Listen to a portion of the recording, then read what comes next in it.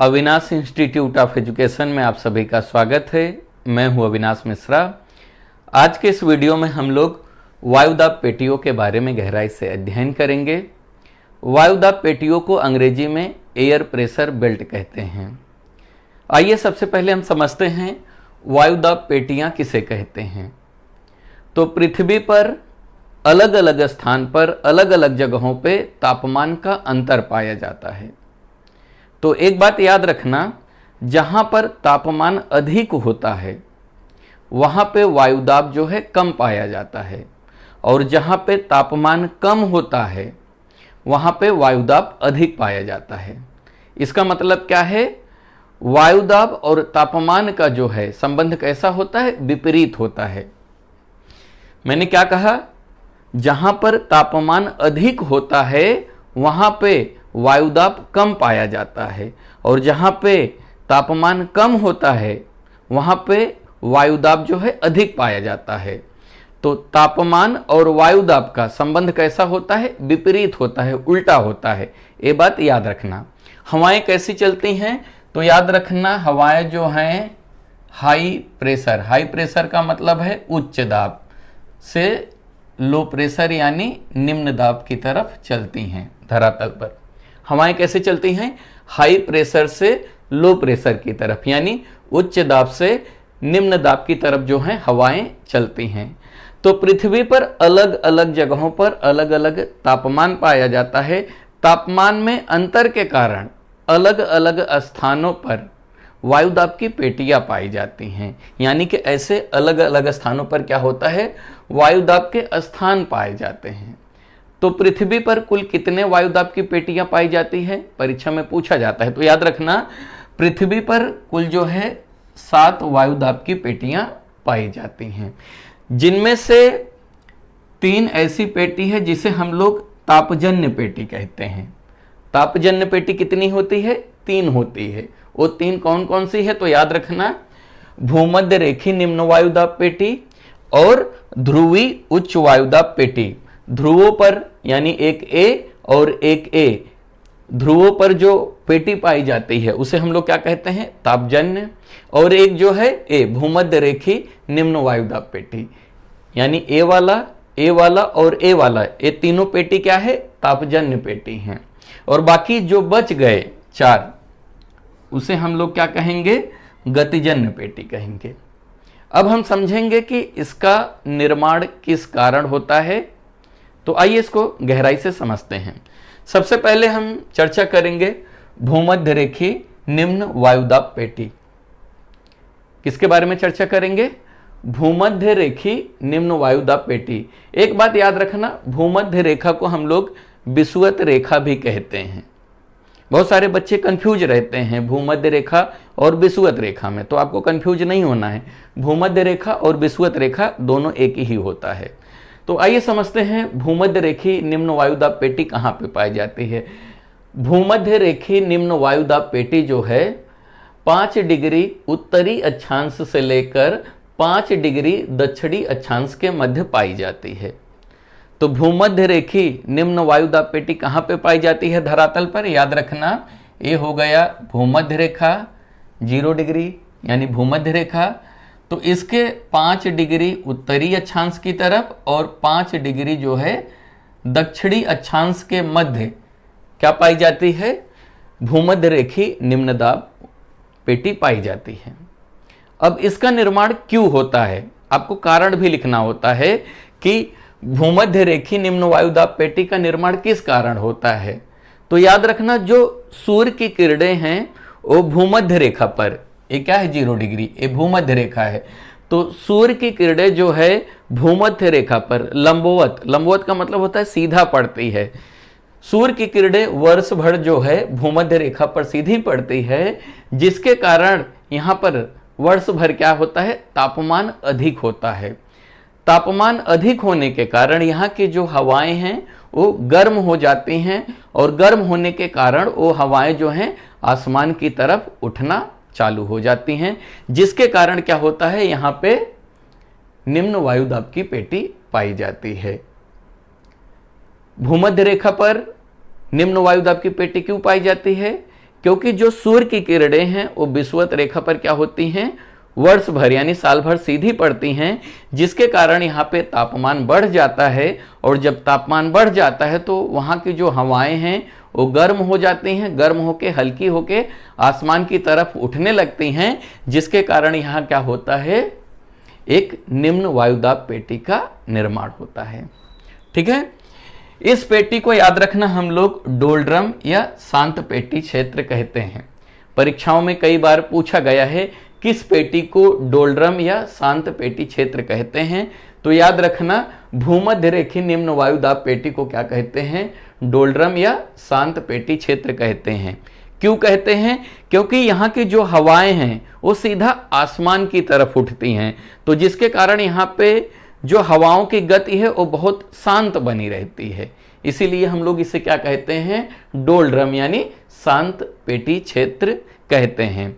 आपको कभी कभी किताबों में आप जब नोट्स पढ़ोगे, कोई भी बुक पढ़ोगे, तो कभी आपको यहाँ पे 5 डिग्री लिखा मिलेगा या कभी कभी 10 डिग्री मिलेगा।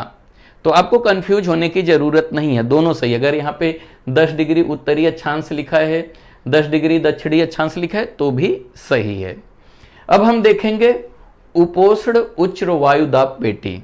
तो याद रखना ये जो भूमध्य रेखी निम्न वायुदाब पेटी है, जब यहाँ की हवाएं गर्म होकर आसमान की तरफ जाती हैं तो जब ऊंचाई बढ़ता है, ऊंचाई बढ़ने के साथ क्या होता है, तापमान में गिरावट आता है।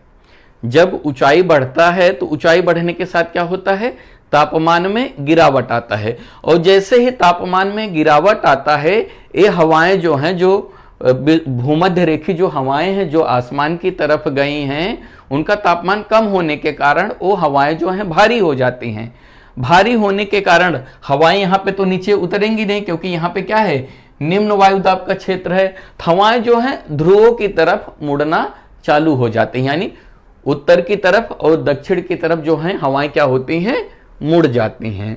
तो ये हवाएं जो हैं, जो यहाँ की हवाएं हैं, ये कहाँ पे जाती हैं, यहाँ पे, यानी ऊपर जाती हैं, ऊपर जाके फिर से नीचे की तरफ आ जाती हैं। यानी इन दोनों स्थानों पर हवाएं आके क्या होती हैं, भारी होने के कारण जमीन पर आ जाती हैं। तो जिसके कारण हवाएं जो ठंडी होकर यहाँ पे जमीन पे आती हैं, तो यहाँ पे क्या होता है, एक उच्च वायुदाब पेटी का निर्माण होता है, दोनों गोलार्धों में, उत्तरी गोलार्धों में भी और दक्षिणी गोलार्धों में। तो यहाँ पे ध्यान दो क्या लिखा है, उपोष्ण उच्च वायुदाब पेटी। तो कहाँ पे पाया जाता है, तो याद रखना दोनों गोलार्धों में 30 डिग्री से लेकर 35 डिग्री अक्षांशों के मध्य पाई जाती है। या आप इसे ऐसे भी लिख सकते हो, उपोष्ण उच्च वायुदाब पेटी 30 डिग्री उत्तरी अक्षांश से लेके 35 डिग्री उत्तरी अक्षांश एवं 30 डिग्री दक्षिणी अक्षांश से लेके 30 डिग्री दक्षिणी अक्षांश के मध्य पाई जाती है। या आप इसे ऐसे भी लिख सकते हो, दोनों गोलार्धों में 30 से 35 डिग्री अक्षांशों के मध्य पाई जाती है। तो कहां पे पाई जाती है, याद रखना 30 से 35 दोनों गोलार्धों में। ये हो गया उत्तरी गोलार्ध और ये हो गया दक्षिणी गोलार्ध। अब आप इसका कारण लिखोगे, इसका निर्माण क्यों होता है, तो आप कारण क्या लिखोगे, मैंने आपको बता दिया है। जो भूमध्य रेखा के जो निम्न वायुदाब की पेटी की हवाएं हैं, वो आसमान पे ऊपर जाने के कारण उनका तापमान में गिरावट आता है। तापमान में गिरावट के कारण जो है हवाएं किस तरफ चलना शुरू कर देती हैं, ध्रुवों की तरफ, जिसके कारण ऊंचाई बढ़ने के साथ तापमान कम होता है और वो हवाएं जो हैं कहाँ पे आके रुक जाती हैं, तो याद रखना वो हवाएं जो हैं 30 डिग्री से 35 डिग्री दोनों गोलार्धों में अक्षांशों के मध्य आके रुकती हैं, जिसके कारण यहाँ पे क्या होता है, उच्च वायुदाब पेटी का निर्माण होता है। ठीक है, इस उच्च वायुदाब पेटी को अश्व अक्षांश भी कहते हैं। उपोष्ण उच्च वायुदाब पेटी को क्या कहते हैं, अश्व अक्षांश कहते हैं। क्यों कहते हैं, बहुत समय पहले जब लोग नाव वगैरह चलाते थे तो वहां पे जब नाव को लेके जाते थे तो क्या होता था, यहाँ पे उच्च वायुदाब होता था, यानी हवाओं का बहुत ज्यादा दबाव होता था। तो नाव में वो लोग घोड़ा लेके जाते थे। जब बहुत ज्यादा घोड़ा नाव में लेके जाते थे तो जिसके कारण वहाँ पे नौकायान करने में बहुत कठिनाई होती थी, क्योंकि हवाओं का वहाँ पे प्रेशर बहुत ज़्यादा रहता था और नाव पे घोड़ा ज़्यादा होने की वजह से दबाव और ज़्यादा बनता था। तो जो लोग नाव लेके जाते थे उसमें कुछ घोड़ों को निकाल कर क्या करते थे, समुद्र में फेंक देते थे, जिसके कारण जो नाव होता था वो हल्की हो जाती थी और वहाँ से आराम से निकल जाती थी। इसीलिए उपोष्ण उच्च वायुदाब पेटी को क्या कहते हैं, अश्व अक्षांश यानी हॉर्स लैटिट्यूड भी कहते हैं। याद रखना, परीक्षा में पूछा जाता है। अब आइए इसके आगे का समझते हैं। अब हम समझेंगे उपध्रुवी निम्न वायुदाब पेटी। तो ये कहां पे पाया जाता है, तो याद रखना उपध्रुवी निम्न वायुदाब पेटी का निर्माण दोनों गोलार्धों में 60 से 65 अक्षांशों के मध्य पाया जाता है। यहां पे दिख रहा हो दोनों गोलार्धों में, यानी उत्तरी गोलार्ध में और दक्षिणी गोलार्ध में। किस अक्षांशों के मध्य पाया जाता है, याद रखना 60 से 65 अक्षांशों के मध्य पाया जाता है। और यहां पे देख रहे हो, यहां पे धरातल पर तापमान कम होता है। तापमान कम होने के कारण यहां पे क्या पाया जा रहा है, निम्न वायुदाब की पेटी पाया जा रहा है। ऐसा क्यों, कारण है इसके पीछे। तो यहां पे ध्यान दो, यहां पे क्या है, यहां पे आप देख रहे हो पृथ्वी जो है यहां पे वक्र पाया जाता है, यानी धरातल का वक्रता। पृथ्वी कैसी है, ऐसी कर्विंग है। कर्विंग का मतलब क्या होता है, वक्रता। पृथ्वी गोल है तो यहां से घूमी हुई है, तो इसे हम लोग वक्र बोलते हैं। तो जब पृथ्वी घूर्णन करती है, यानी जब गोल गोल घूमती है, घूमने के कारण ये यहाँ की जो हवाएं हैं वो किस तरफ चली जाती हैं, आसमान की तरफ निकल जाती हैं। यहाँ की हवाएं जब आती हैं तो इस तरफ नहीं घूमती हैं, वो आसमान की तरफ निकल जाती हैं। तो यानी पृथ्वी के घूर्णन के कारण एक बल का निर्माण होता है। पृथ्वी के घूर्णन के कारण, घूर्णन का मतलब होता है पृथ्वी के गोल गोल घूमने के कारण एक बल का निर्माण होता है, जिसके कारण हवाएं जो हैं आसमान की तरफ निकल जाती हैं। जब पृथ्वी के घूर्णन के कारण जो बल लगता है, उस बल के कारण हवाएं आसमान में निकलती हैं, तो उस बल को हम लोग कोरियालिस बल कहते हैं। कौन सा बल कहते हैं, कोरियालिस बल। कोरियालिस बल का मतलब क्या होता है, जब हवाएं क्या होती हैं, पृथ्वी के घूर्णन के कारण अपनी दिशा बदलकर घूम जाती हैं, तो उसे हम लोग क्या कहते हैं, कोरियालिस बल कहते हैं। यहाँ की हवाएं इस तरफ जा रही होती हैं, लेकिन ये लोग दिशा अपना बदलकर आसमान की तरफ हवाएं निकल जाती हैं। क्यों, क्योंकि पृथ्वी क्या है, यहाँ पे उसकी वक्रता है, कर्वेचर है, यानी पृथ्वी यहाँ पे घूमी हुई है, तो जिसके कारण यहाँ की हवाएं जो हैं आसमान की तरफ निकल जाती हैं, तो यहाँ पे हवाएं कम हो जाती हैं। इसी कारण क्या होता है, यहाँ पे जो है निम्न वायुदाब पेटी पाई जाती है। क्लियर हुआ। तो याद रखना, उपध्रुवीय निम्न वायुदाब पेटी कहां पे पाई जाती है, दोनों गोलार्धों में 60 से 65 अक्षांशों के मध्य पाई जाती है। तो इसका निर्माण किस कारण होता है, तो याद रखना पृथ्वी के घूर्णन के कारण होता है। यानी जब पृथ्वी गोल गोल घूमती है तो जिसके कारण एक बल का निर्माण होता है, जिसे कोरियालिस बल कहते हैं। कोरियालिस का बल का मतलब क्या होता है, जब हवाएं अपना मार्ग यानी रास्ता बदल देती हैं, तो उसे हम लोग क्या कहते हैं, कोरियालिस बल कहते हैं।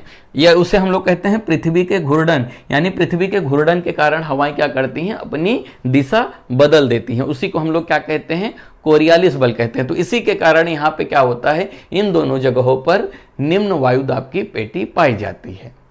उसके बाद हम चर्चा करेंगे ध्रुवी उच्च वायुदाब पेटी। ध्रुवी यानी कि ए वाला भाग और ए वाला भाग। यहाँ पे देखोगे तो यहाँ पे क्या पाया जाता है, यहाँ पे उच्च वायुदाब पाया जाता है। तो दोनों गोलार्धों में 80 डिग्री अक्षांश से लेकर ध्रुवों तक, यानी 90 डिग्री तक, यहाँ पे क्या होता है, यहाँ पे 90 डिग्री होता है। 80 डिग्री अक्षांश से लेकर 90 डिग्री अक्षांश के मध्य क्या पाया जाता है, ध्रुवी उच्च वायुदाब पेटी पाया जाता है। अब इसका निर्माण क्यों होता है, तो धरातल पर यानी ध्रुवों पर, पृथ्वी के ध्रुवों पर क्या होता है, यहाँ पे तापमान कम होता है। तापमान क्यों कम होता है, क्योंकि जब सूर्य की किरणें पड़ती हैं तो इन भागों पर पड़ती हैं, इन स्थानों पर सूर्य की किरणें पड़ती हैं, लेकिन यहाँ पे सूर्य की किरणें ध्रुवों तक पहुंच नहीं पाती। यहाँ पे तो तिरछी पड़ेंगी, उसके बाद सूर्य की किरणें यहाँ से क्या होती हैं, बाहर निकल जाती हैं। तो जिसके कारण यहाँ पे सूर्य की किरणें नहीं पड़ पाती हैं, और पड़ती हैं तो तिरछी पड़ती हैं, जिसके कारण यहाँ पे क्या होता है, तापमान बहुत कम होता है। और तापमान कम होने के कारण क्या होता है, यहाँ पे उच्च वायुदाब पेटी का निर्माण होता है। तो याद रखना, यहां पे भूमध्य रेखा पे सूर्य की किरणें सीधी पड़ती हैं, जिसके कारण यहां पे तापमान बढ़ जाता है। तापमान बढ़ने के कारण हवाएं क्या होती हैं, गर्म होकर आसमान की तरफ उड़ जाती हैं, जिसके कारण यहां पे क्या होता है, भूमध्य रेखी निम्न वायुदाब पेटी का निर्माण होता है। इसी को हम लोग क्या कहते हैं, तापजन्य पेटी, क्योंकि ताप में अंतर के कारण इसका निर्माण हुआ है। और ध्रुवों की बात करें तो यहाँ पे तापमान कम होता है, यहाँ पे उत्तरी गोलार्ध में और दक्षिणी गोलार्ध में, इन दोनों ध्रुवों पर क्या होता है, तापमान कम होता है, क्योंकि सूर्य की किरणें वहां तक पहुंच ही नहीं पाती हैं। इसलिए यहाँ पे तापमान बहुत कम पाया जाता है, यहाँ पे बर्फ जमा होता है। इसके कारण यहाँ पे क्या होता है, उच्च वायुदाब पेटी का निर्माण होता है। उत्तरी गोलार्ध में 80 डिग्री अक्षांश से लेके 90 डिग्री तक, दक्षिणी गोलार्ध में 80 डिग्री से अक्षांश से लेके 90 डिग्री अक्षांश के मध्य क्या होता है, ध्रुवीय उच्च वायुदाब पेटी का निर्माण होता है, जिसे हम लोग क्या कहते हैं, तापजन्य। बाकी जो 4 बच जाते हैं उसे हम लोग क्या कहते हैं, गतिजन्य। गतिजन्य क्यों कहते हैं, हवाएं क्या करती हैं, गति करती हैं, यानी यहाँ की हवाएं इस तरफ आई और यहाँ की हवाएं इस तरफ गई, यानी हवाओं के गति के कारण इन दोनों का निर्माण हुआ। और इसका निर्माण जो है पृथ्वी के घूर्णन के कारण हुआ, तो इसलिए उनको हम क्या कहेंगे, गतिजन्य वायुदाब पेटी कहेंगे। मुझे यकीन है कि आपको ये टॉपिक अच्छे से समझ में आ गया रहेगा। वीडियो कैसा लगा कमेंट करके जरूर बताइएगा। अगर अभी तक इस चैनल को आपने सब्सक्राइब नहीं किया तो कर लीजिए। वीडियो देखने के लिए धन्यवाद।